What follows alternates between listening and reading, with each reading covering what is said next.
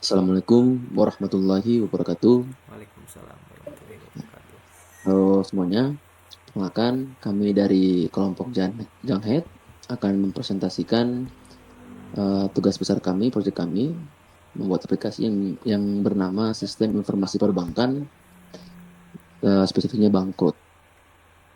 Nah, sebelum kita masuk dan kita ulik-ulik secara dalam apa itu Sistem Informasi Perbankan Bangkrut ini, uh, ada kalanya saya memperkenalkan diri saya terlebih dahulu.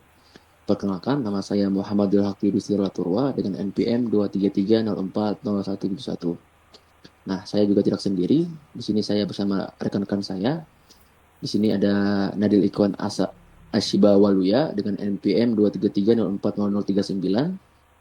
Setelah itu ada Zaki Ramadan Wijaya 233040053. Kemudian ada Rubil Prasetyo Sinorat 23304005152.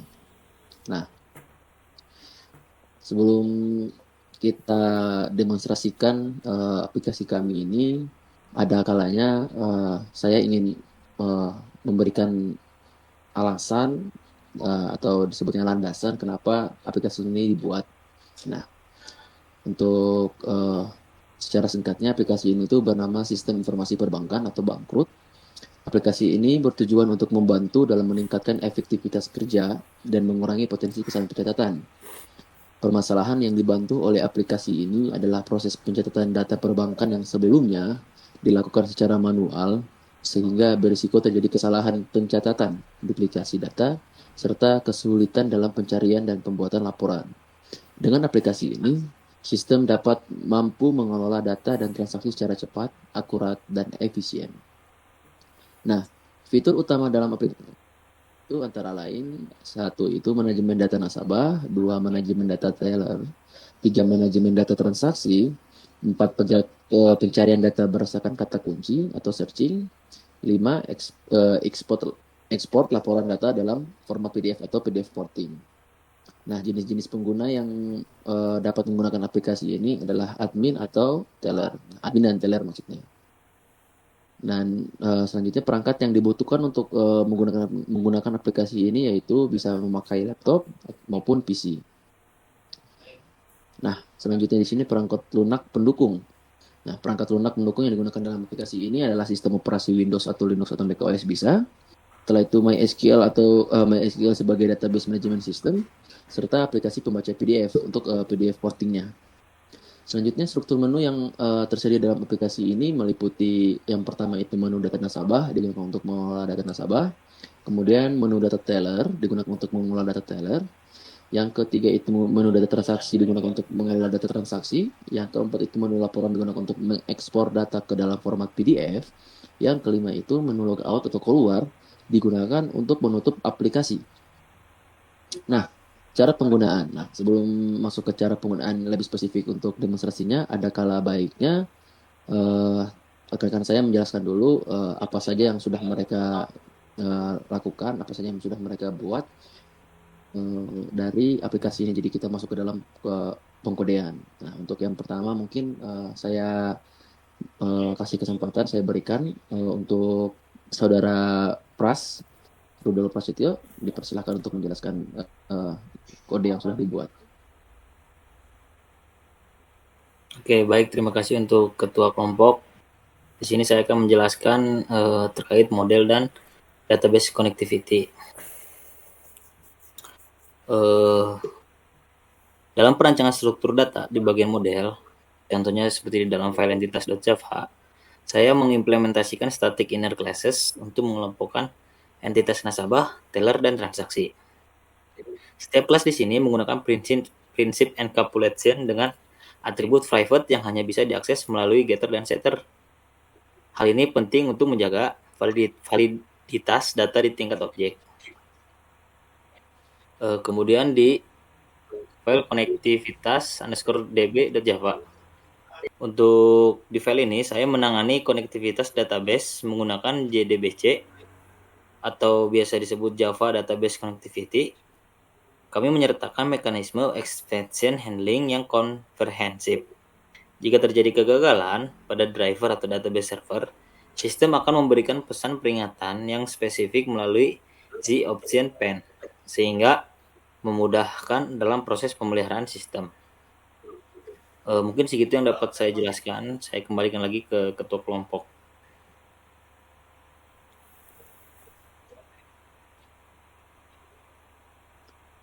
Baik, terima kasih untuk saudara Rudolf Setio. Selanjutnya yang sudah saya buat di sini juga yaitu di file controller, yaitu controller bank, di mana inilah dari dia itu semacam apa ya sebutannya ya, penghubung antara model sama view. Nah, di sini juga saya menerapkan prepare statement untuk setiap operasi CRUD. Terus penggunaan parameterized queries ini merupakan standar keamanan kami untuk mencegah serangan SQL injection. Setelah itu pada metode tambah nasabah saya menambahkan logika validasi integritas data. Sistem akan melakukan pengecekan ke database terlebih dahulu untuk memastikan nomor rekening yang diinput bersifat unik. Jika nomor sudah terdaftar, sistem akan melempar exception untuk mencegah terjadinya data yang ganda. Nah, mungkin seperti itu saja yang bisa saya sarankan oleh saudara Jack. Untuk saudara Jack dipersilahkan. Baik, terima kasih. Saya akan menjelaskan fitur pelaporan pada controller.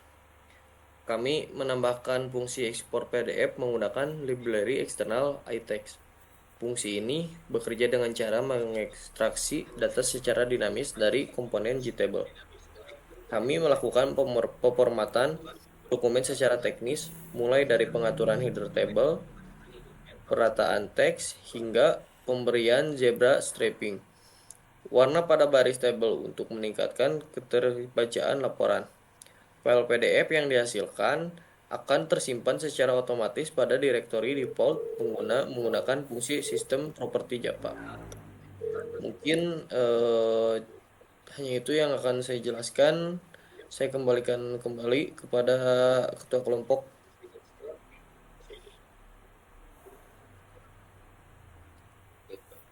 Terima kasih, saudara Jaki. Selanjutnya mungkin langsung dijelaskan saja dari file view yang akan dijelaskan oleh saudara Nadil. Untuk saudara Nadil dipersilakan. Terima kasih untuk ketua kelompok kami.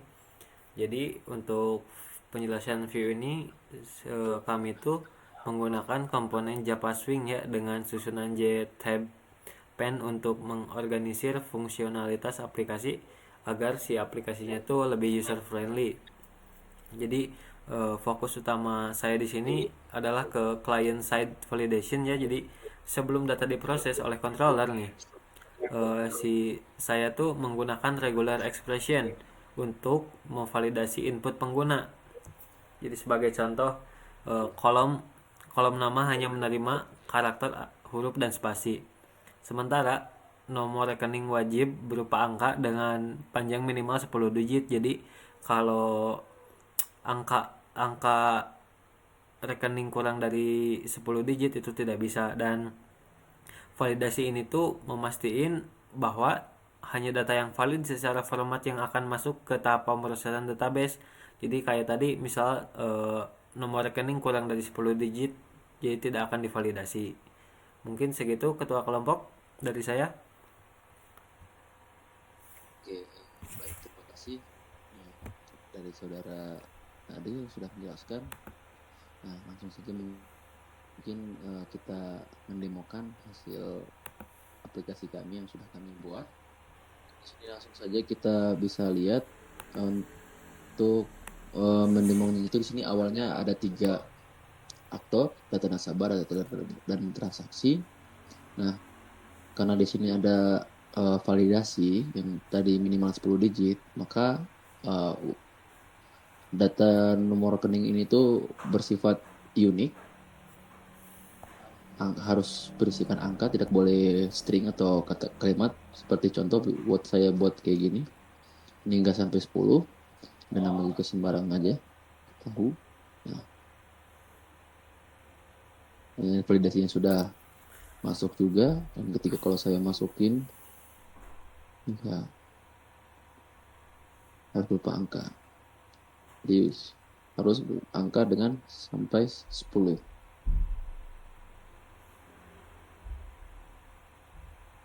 Nah, data tersimpan, untuk update.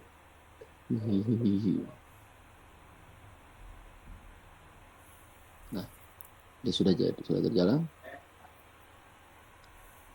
Selanjutnya untuk hapus juga sudah. Jadi coba saya hapus yang ini. Budi Sugeng sudah hilang, ini masih ada. Sama pun seperti data teller atau transaksi juga sama seperti itu juga. Contoh di teller kita taruh T005, namanya siapa ya?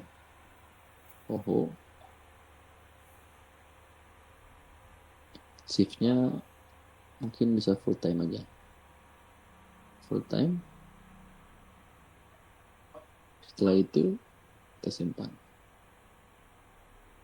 Nah, ini sudah ada. Dan ini juga bisa update juga sudah. Update-nya sudah jalan juga.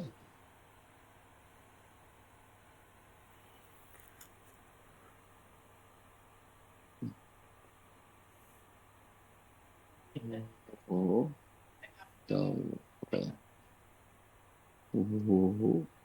Update. Udah.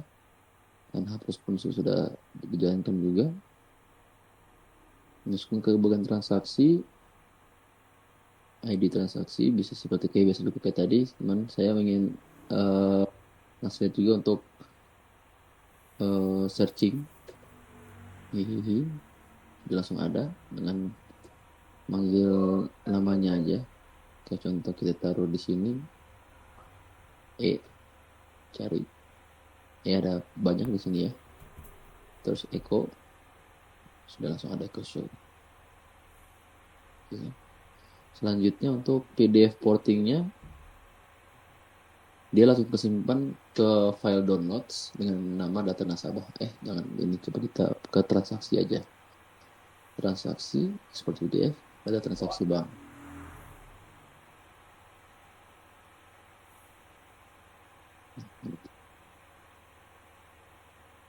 Ini hasil dari PDF portingnya seperti ini.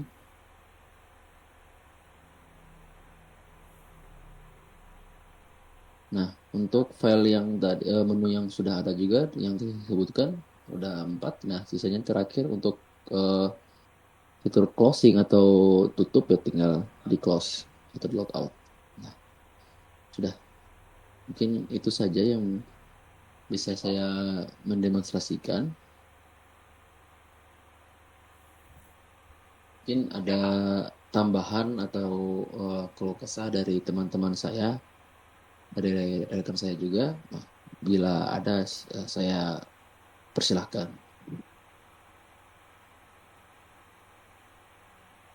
Oke, baik. Mungkin yang pertama dari saya ya, mungkin ini sebagai kendala kami selama pembangunan aplikasi ini. Kami ingin menyoroti bagaimana kami menangani error. Selama proses pengembangan, kami sempat menghadapi masalah database connection timeout dan null pointer exception saat tabel kosong. Dengan cara mengatasi ini, menerapkan exception handling yang berlapis. Contohnya di bagian koneksi, kami menggunakan SQL exception untuk menangkap error database secara spesifik. Selain itu juga, kami menambahkan validasi logik untuk memastikan jika database dalam keadaan kosong. apabila aplikasi tidak akan crash, melainkan menampilkan pesan data tidak ditemukan melalui custom dialog. Hal ini krusial agar aplikasi tetap stabil meskipun terjadi kesalahan pada input atau koneksi server. Mungkin segitu kendala yang saya sampaikan. Mungkin dilanjutkan oleh rekan-rekan yang lainnya.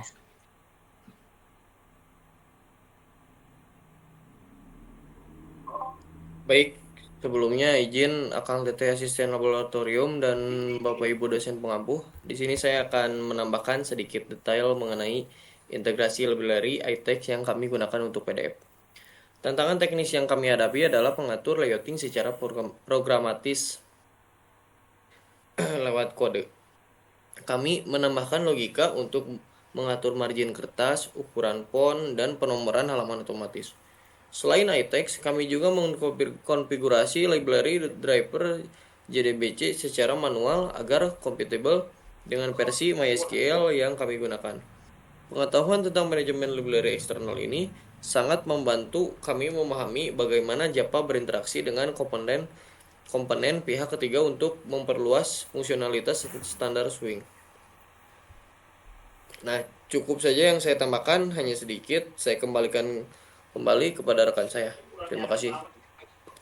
Ya, izin menambahkan di dalam view ya. Jadi saya akan melanjutkan penjelasan mengenai view. Jadi saya tuh ingin membedah bagaimana kami tuh membangun antarmuka ini agar cuman gak menarik di secara visual lah, tapi juga fungsional secara teknis. Mengenai layout manajemennya, kami tuh gak menggunakan absolute layout ya, karena si absolute layout tuh bersifatnya kaku ya. Jadi kami mengkombinasikan border layout untuk kerangka utamanya dan grid bag layout untuk formulir inputnya. Jadi penggunaan grid bag constraints di sini tuh sangat krusial. Buat apa? Buat memastikan komponen seperti text field dan label tuh tetap presisi dan proporsional. Jadi saat jendela aplikasinya tuh di resize atau dikecilin lah oleh si usernya. Mungkin segitu tambahan dari saya, kedua kelompok.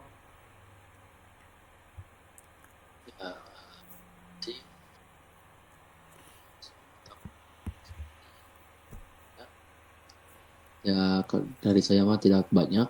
Mungkin mungkin aplikasi ini masih lebih banyak kurangnya daripada yang lain. Tapi jika kita mempunyai banyak waktu, mungkin gitu ya, punya waktu,